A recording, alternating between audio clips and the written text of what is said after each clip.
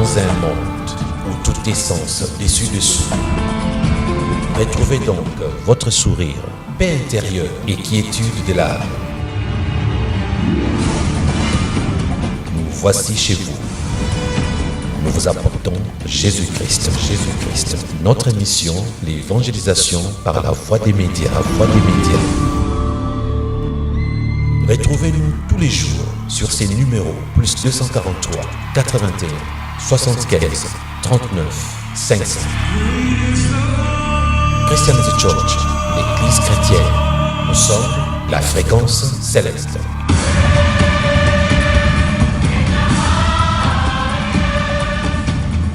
Nous vous disons bonjour et bonsoir où que vous soyez et où que vous vous trouvez. Nous voici déjà à la 4e séance de notre série d'enseignements contre un site sur Internet qui a publié ceci: les gros mensonges de la Bible. Nous ne sommes pas d'accord avec eux. Voilà pourquoi nous sommes en train de prélever les prétendus mensonges et vous démontrer bibliquement qu'ils n'en sont pas.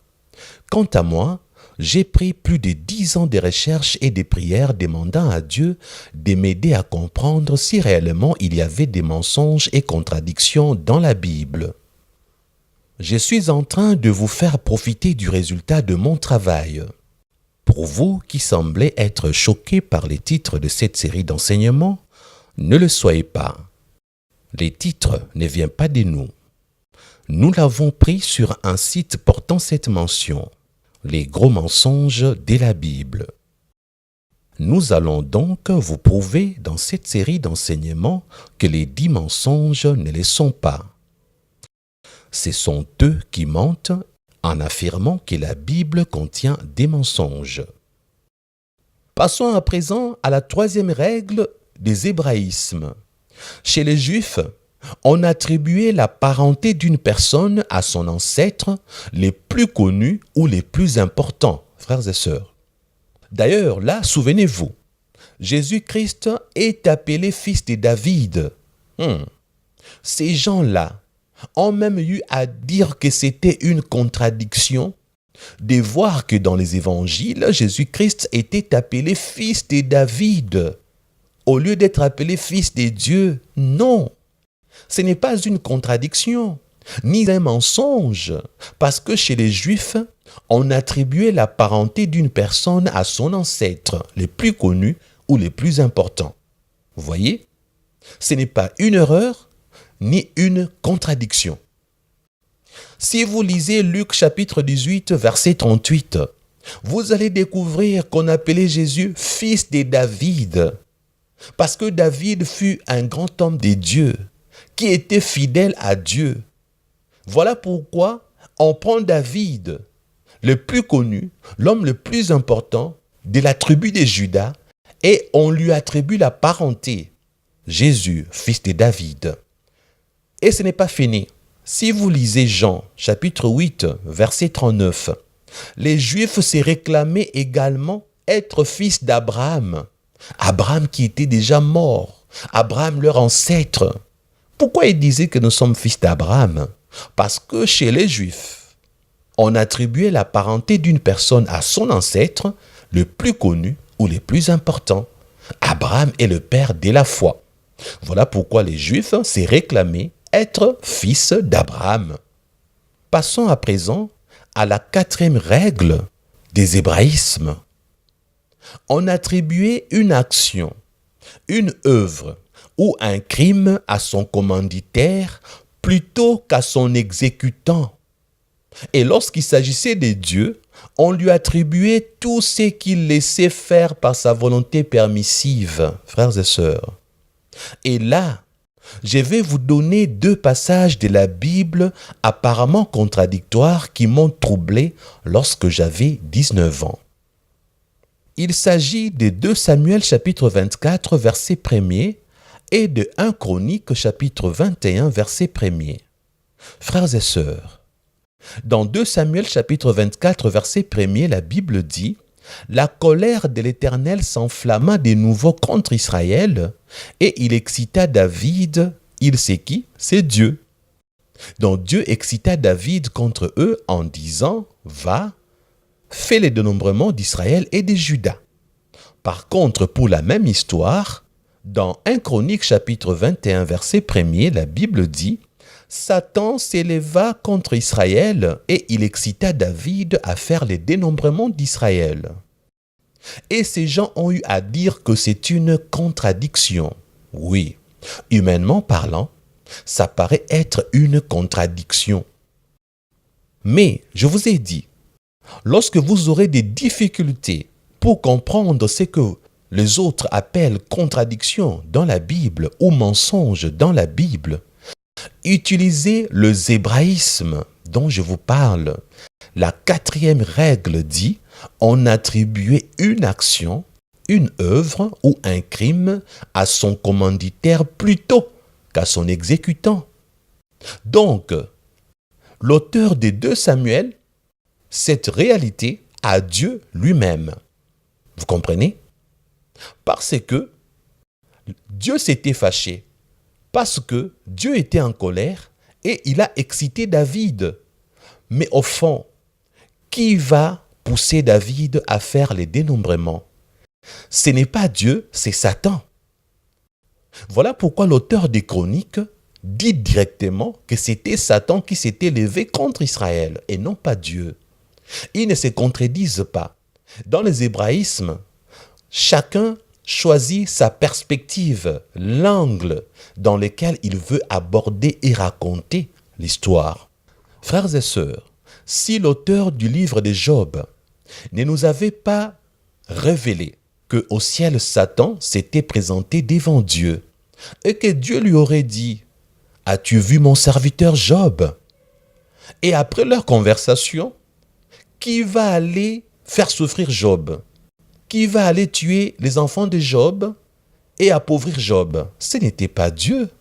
C'était Satan qui est parti exécuter l'ordre donné par Dieu. Tout ce qui est de Job, mais pas sa vie. Donc Satan est parti avec l'accord de Dieu.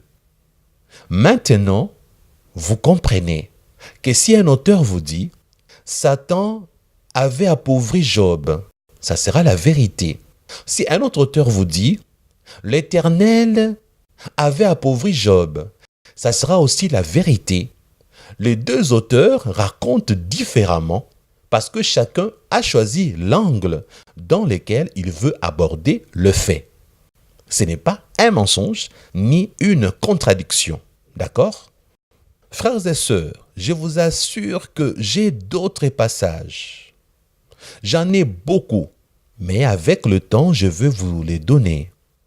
Pour aujourd'hui, j'ai 2 autres passages qui m'ont troublé durant des années. J'ai eu la réponse que cette année, parce que j'ai fait plus de 10 ans de recherche pour faire ces enseignements, pour vous le présenter, sauver les âmes, récupérer ceux qui ne lisent plus la Bible, parce qu'on leur a donné des passages contradictoires de la Bible et ils ont pensé que la Bible n'est pas un livre saint, la Bible n'est pas inspirée parce qu'apparemment il y a des contradictions. Je vous dis, j'ai fait plus de 10 ans en train de travailler là-dessus. Il y a 2 passages qui m'avaient beaucoup troublé. Il s'agit de Matthieu chapitre 8, verset 5 et de Luc chapitre 7, verset 1er. Les 2 passages racontent la même histoire, mais apparemment avec contradiction, frères et sœurs. Il s'agit de l'histoire du centenier romain. Dans Matthieu chapitre 8, verset 5 à 9, la Bible dit ceci.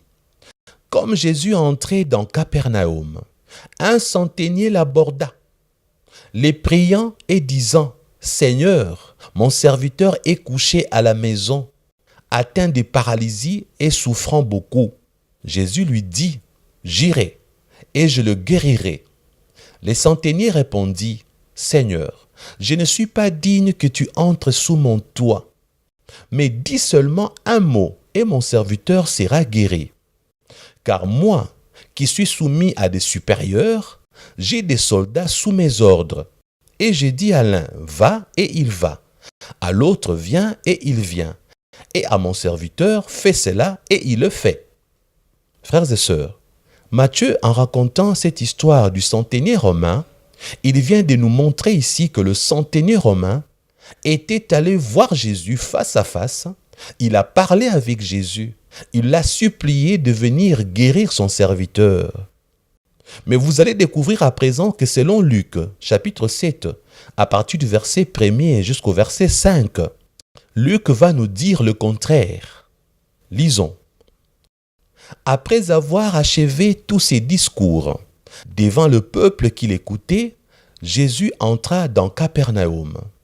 Un centenier avait un serviteur auquel il était très attaché et qui s'est trouvé malade sur le point de mourir. Ayant entendu parler de Jésus, il lui envoya quelques anciens des Juifs pour les prier de venir guérir son serviteur, frères et sœurs. Et puis la Bible ajoute, ils arrivèrent auprès de Jésus et lui adressèrent d'instances supplications, disant, « Il mérite que tu lui accordes cela, car il aime notre nation et c'est lui qui a bâti notre synagogue. » Frères et sœurs, Luc apparemment contredit Matthieu. Selon Luc, le centenier romain n'est pas venu voir Jésus en face. Il a envoyé ses serviteurs.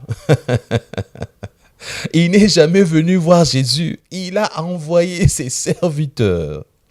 Donc, comme je disais, les hébraïsmes sont des figures de style qu'on retrouve utilisées parmi les divers écrivains de la Bible. En bon français, je dirais que hébraïsme est un terme polysémique. Il sert initialement à désigner l'identification d'un usage, d'un trait ou d'une caractéristique de l'hébreu, mais par extension successive en vient à être appliqué aux Hébreux, voire aux Juifs, par rapport à leur doctrine, leur idéologie nationale ou leur culture. Et la quatrième règle des hébraïsmes que je vous ai donnée tout à l'heure disait, chez les Juifs, on attribuait une action, une œuvre ou un crime à son commanditaire plutôt qu'à son exécutant. On attribuait une action ou une œuvre à son auteur, la personne principale. Exemple, les centeniers romains, c'est lui qui dit à ses serviteurs, allez voir Jésus. Parlez à Jésus de venir guérir mon serviteur. C'est ainsi que Luc va choisir de raconter les détails. Donc, nous avons Matthieu, nous avons Luc.